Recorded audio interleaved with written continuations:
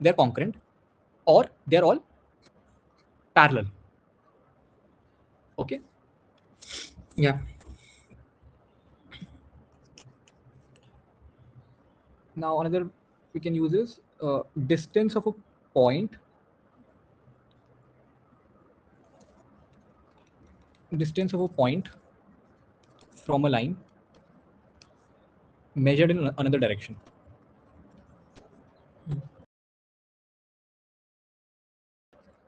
Okay.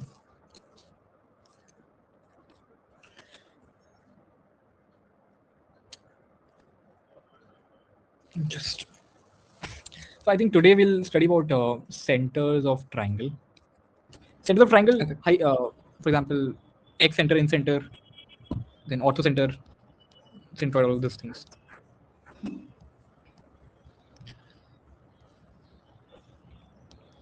Mhm. Okay. Now, mm,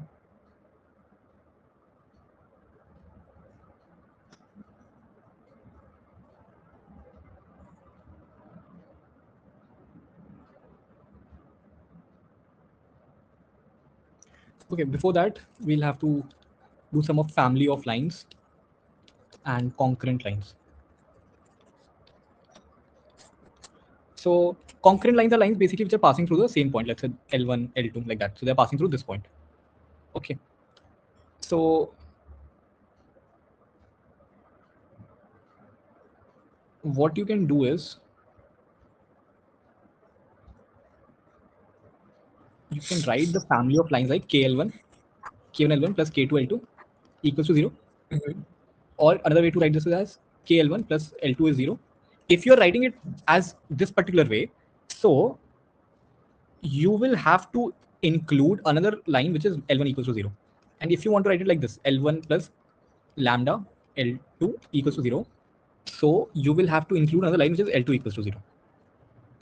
Okay. Okay, these are three ways to write family of lines and concurrent lines. Okay.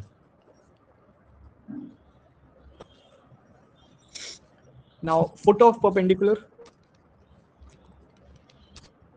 you know the formula. So basically, for example, this is x naught, y naught, some p point. This is a line.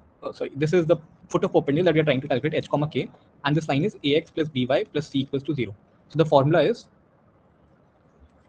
h minus x naught by a is k minus y naught by b, and that is equal to minus of a x naught plus b y naught plus c upon a square plus b square. Don't add a square root here. That's a mistake that is people do. Okay. And this is for foot. For image, what do you think is the change that we do in this formula?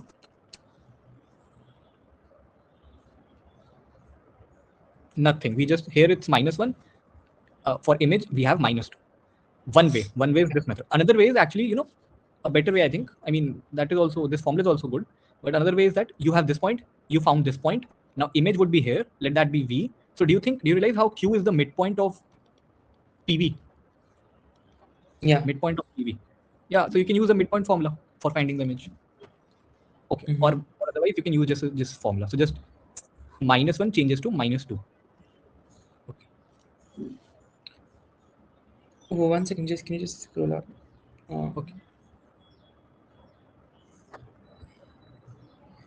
Yeah. Fine. Okay.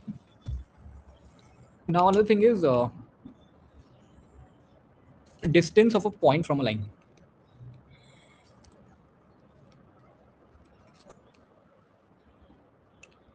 Do you remember the formula for this? Distance of a point from a line. Yes. Given that the line is ax plus by plus c equal to 0 and shortest distance, right? So d equal to Yes. Perpendicular distance. ax1 plus by1 plus c mod of that divided by root over a square plus b square. Yes. This is the formula. Okay. Okay. One more thing in concurrent lines, we skipped that. So let's say you have been given three lines and you have to find if they're concurrent or not. So you use the determinant method, which is that if concurrent, then that implies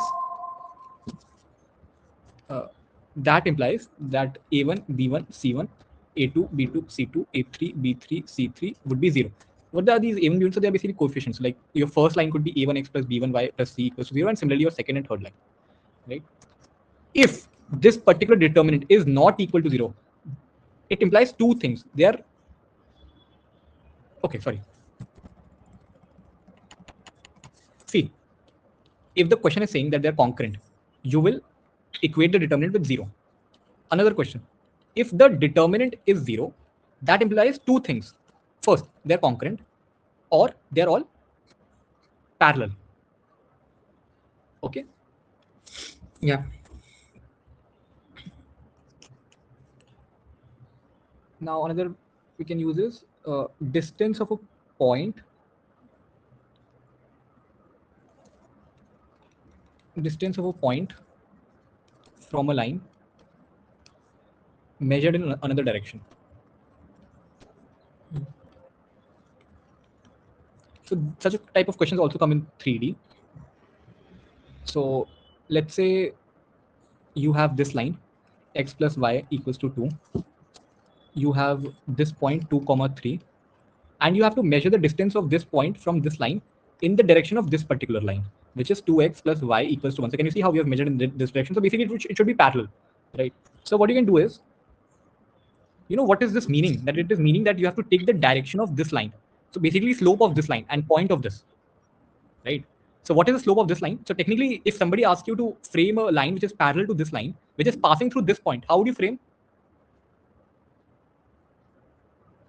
You will write, if somebody asks you to frame a line which is parallel to this line, whose equation is this, and passing through this point.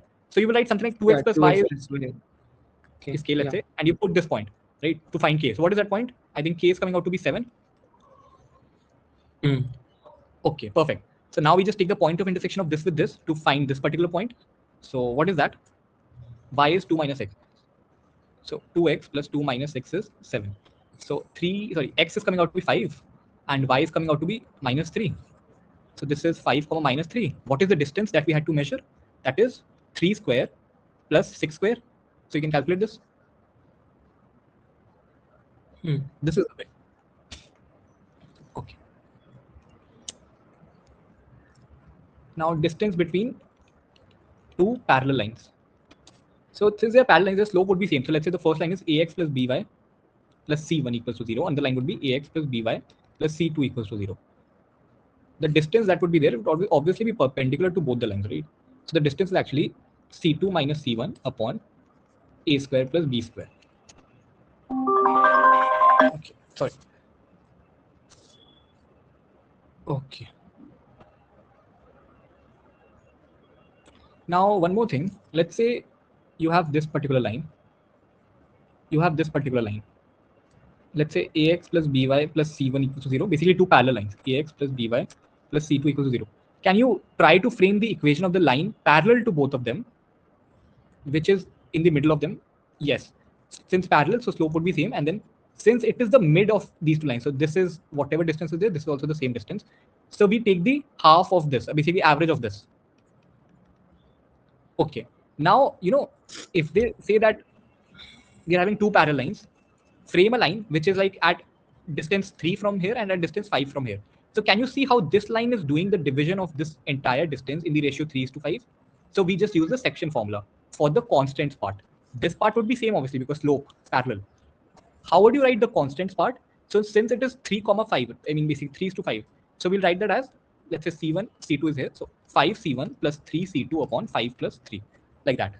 Make sense? Section formula. Many students practice maths regularly, but still don't improve. Because the same mistakes keep repeating, and no one tracks them. In exams, this turns into confusion and blank moments. With one-to-one mentoring, every mistake is corrected, and real improvement begins.